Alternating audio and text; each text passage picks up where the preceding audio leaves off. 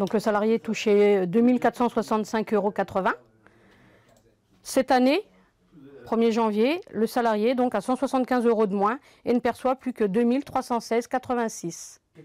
Avant la fin de la semaine, Maria aura édité près de 400 bulletins de paie de janvier 2019.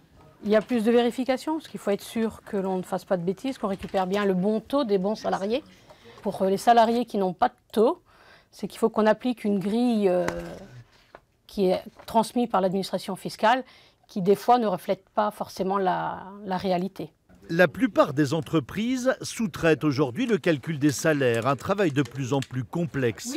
Cette société d'expertise comptable prépare 3000 payes à Bourges, 40 000 en France pour 8500 clients.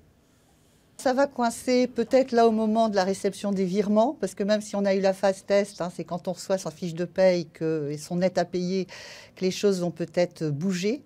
Et puis les entreprises aussi, qui vont être prélevées effectivement le 15 du mois prochain sur leur compte bancaire. Elles auront payé moins leurs salariés, mais elles auront davantage de débit sur leur compte concernant les charges.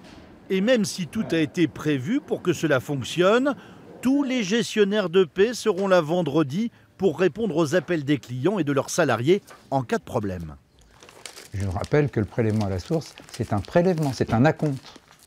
Autrement dit, ce n'est pas parce que l'acompte est faux qu'à la fin de l'année, on aura payé ou plus ou moins d'impôts. On paiera à l'euro près le même montant d'impôts avec des revenus équivalents, bien entendu.